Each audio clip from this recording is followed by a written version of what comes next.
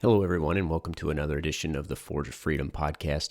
I'm your host, Alex Ooley, and this is episode 14 of the Forge of Freedom. Today, we are going to discuss the notion of positive and negative rights, but before we do, I want to tell you a little bit about the podcast. I'm an attorney and a firearms instructor and a husband with a passion for freedom. At the Forge of Freedom, we believe that freedom is the highest political goal, and we believe that individuals thrive where freedom and personal responsibility coexist. Without a populace that shares a passion for freedom and personal responsibility, the world can quickly devolve into tyranny, and it is our hope that this podcast can help motivate our listeners and those around them to create and preserve freedom for themselves and for future generations. But the task of creating and preserving freedom is not an easy one. Freedom is not given to us by government, and it is not passed on in the bloodstream. Freedom is forged through personal responsibility and continued vigilance, and we want to motivate you and equip you with the knowledge, the skills, and the attitude to develop your body, mind, and soul for the task of living a freer life and creating a freer world. We want you to have the body of an athlete, the mind of a stoic, and the spirit of a warrior. We want you to be the Forge of Freedom. With that said, once again, I'm your host, Alex Ooley, and this is episode 14 of the Forge of Freedom.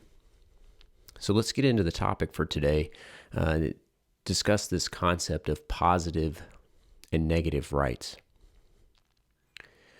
George Mason in the Declaration, the Virginia Declaration of Rights from 1776, said that all men are by nature equally free and independent, and have certain inherent rights of which, when they enter into a state of society, they cannot, by any compact, deprive or divest their posterity, namely the enjoyment of life and liberty, with the means of acquiring and possessing property, and pursuing and obtaining happiness and safety.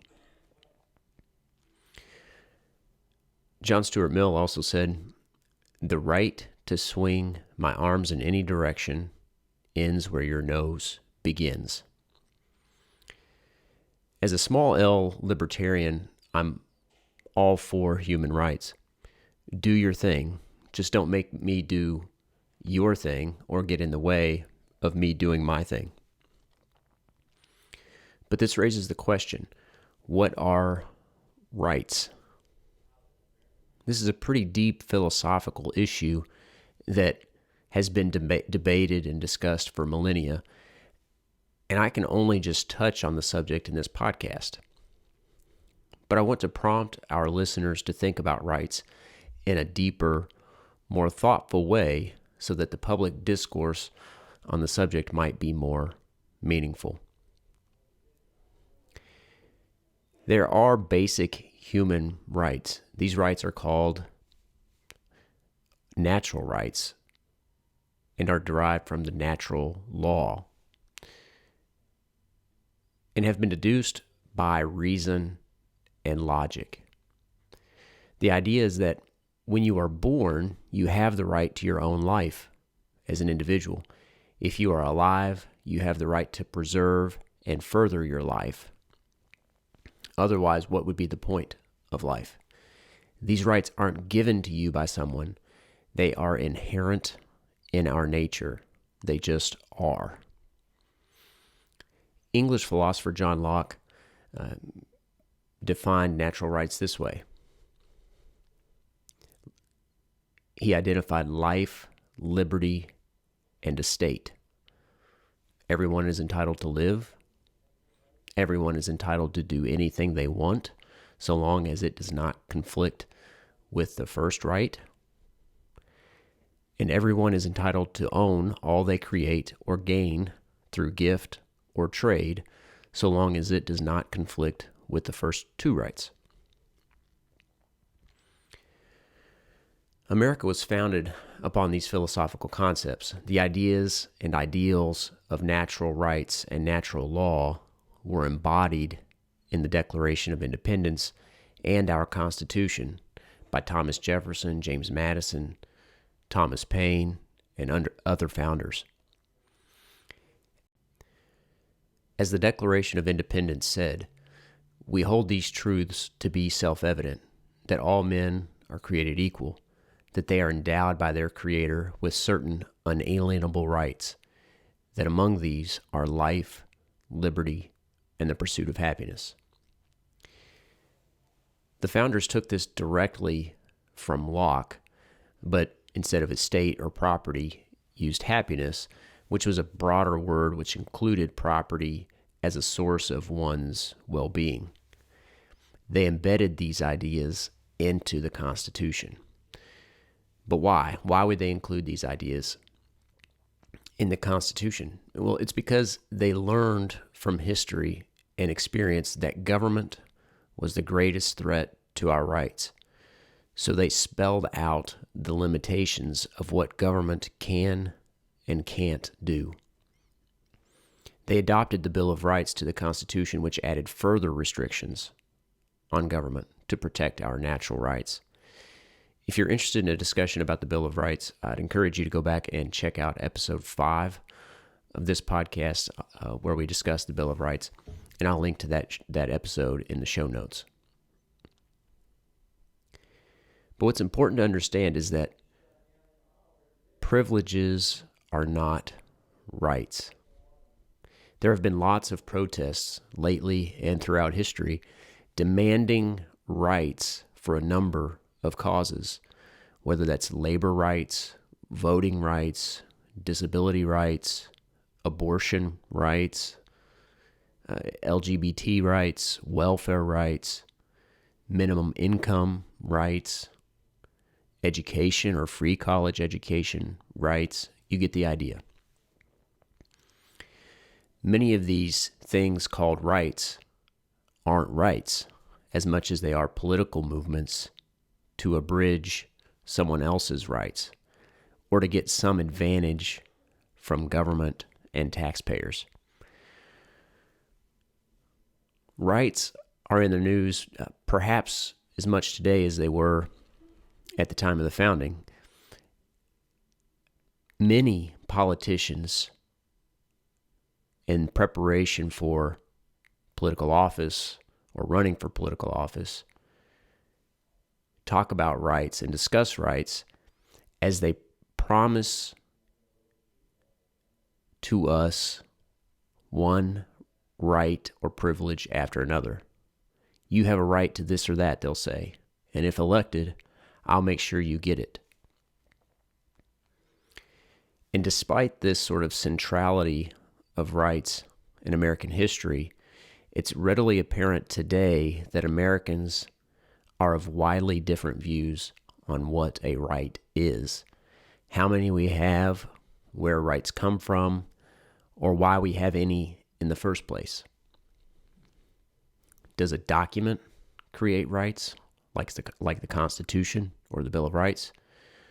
Or do such paper instruments simply acknowledge rights that people inherently possess? Is a right the same thing as a wish? If you need something, does that mean you have a right to it? If I require a kidney, do I have a right to one of yours? Is a right something that can or should be granted by majority vote?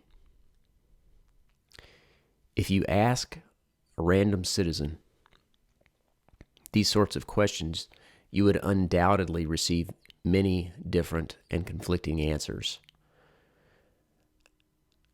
I borrowed 2 lists from Lawrence Reed at the Foundation of Economic Education at fee.org to help us think about this issue of rights further. The first list is a list of what I would consider to be rights that we have. The second is a list of things that I think you don't have a right to. So, the first list is this. You have a right to your life, your thoughts, your speech, material property you were freely given, that you created yourself or that you traded for, You have a right to raise and educate your children as you see fit. And you have a right to live in peace and freedom so long as you do not threaten the peace and freedom of others. The second list, in a list of things I would say that you do not have a right to, begins with the labor of another person you've not freely contracted with. Medical care, high-speed broadband internet, taxpayer-funded child care, college education, contraceptives, or sports stadiums. Conscription of other people's children into schools you think they should attend. Of course, there are gray areas and exceptions, but I'm speaking in broad strokes here. So what's distinguishable between the first list and the second list? How does the first contrast with the second? It comes down to this, the notion of positive and negative rights. In the case of the first list, nothing is required of other people except that they leave you alone. For you to have a right to something in the second list, however, requires that other people be compelled to provide that something, whatever it is, to you. That's a huge distinction. The first list comprises what are often called natural rights and negative rights.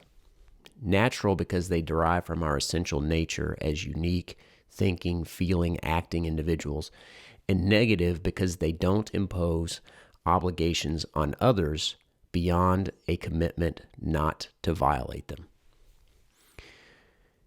The items in the second list, on the other hand, are often called positive rights because others must give them to you. It creates a duty on the other person. Or they must be coerced into doing so if they decline. For what it's worth, I don't really like the terms positive rights and negative rights for the simple reason that an uninformed person, understandably, might conclude that positive is good and negative is bad. And it's actually the opposite. That's why I prefer the notion of liberties and entitlements. And I get this from Professor Scoble. I'll link to this resource in the show notes. But he basically says that negative rights are the kind of rights which impose on others a negative duty. A duty not to do anything, a duty of non-interference. He says negative rights are sometimes called liberties. On the other hand,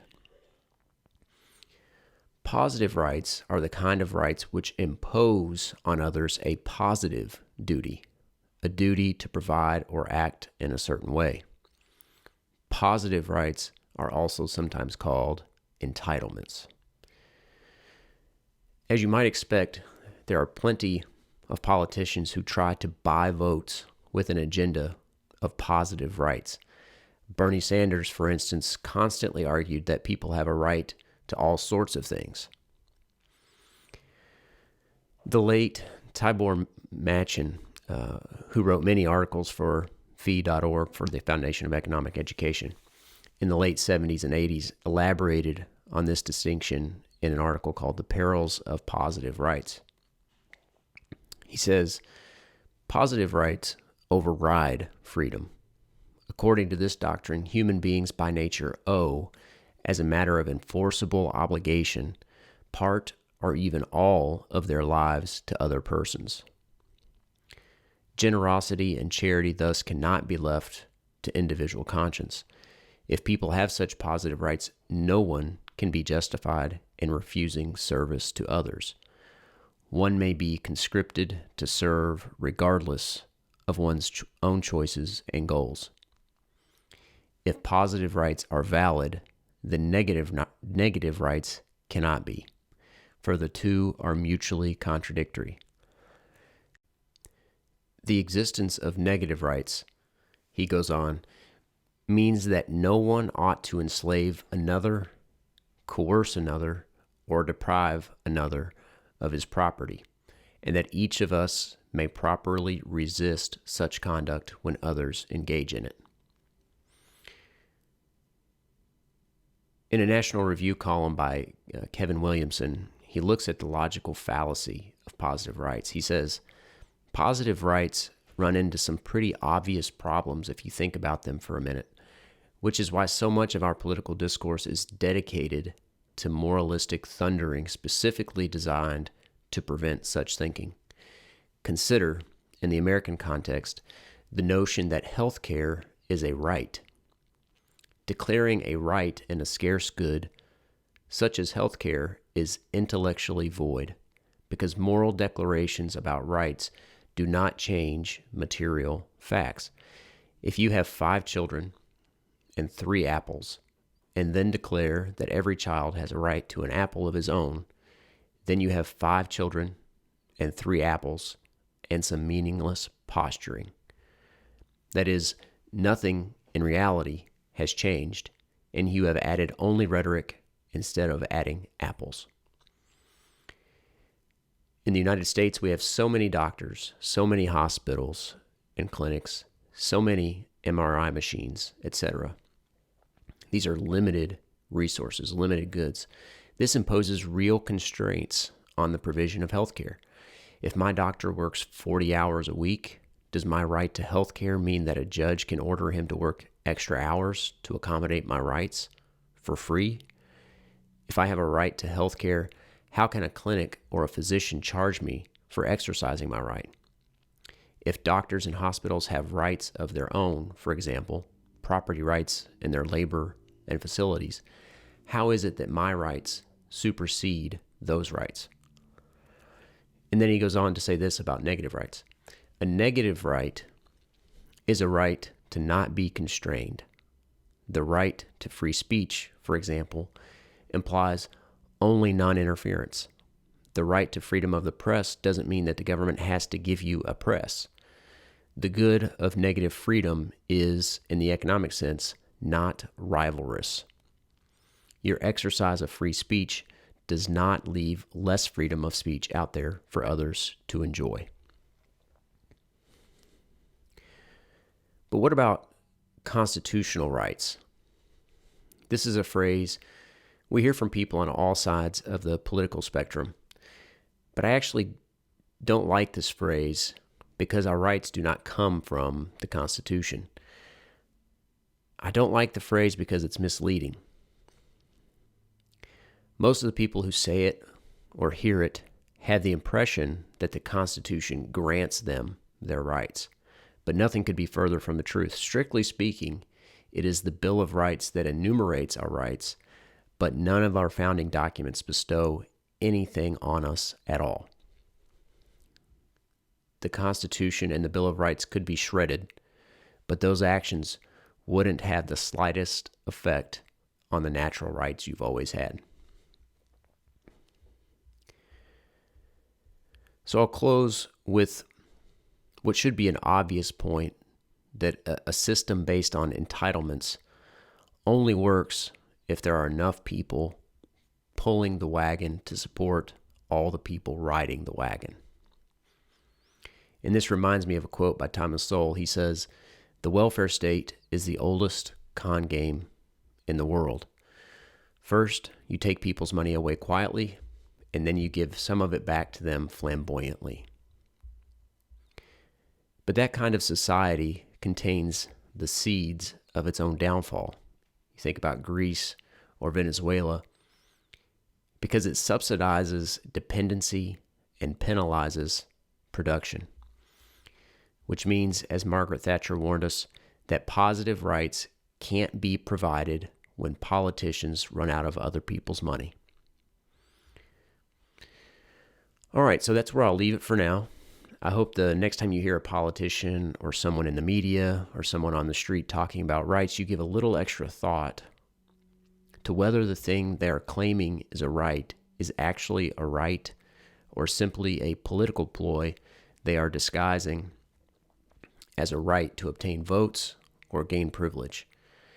Of course, if you're interested in learning more about the nature, origin, meaning, and its extent of rights, I've linked to a few resources in the show notes. As always, thank you for tuning in, and I hope you enjoy the show. If you did enjoy the show, don't forget to give it a thumbs up and subscribe to help us spread the message of freedom. I look forward to talking again with you next week when I will share a short story with you that had an outsized impact on my worldview as a young and impressionable person. The story conveys a message that humbles the high and mighty and pricks the inflated egos of those who think they know how to direct everyone else's business. It explains in plain language why central planning is an exercise in arrogance and futility, or what Nobel laureate and Austrian economist F.A. Hayek called the pretense of knowledge. Until then, remember, you are the Forge of Freedom.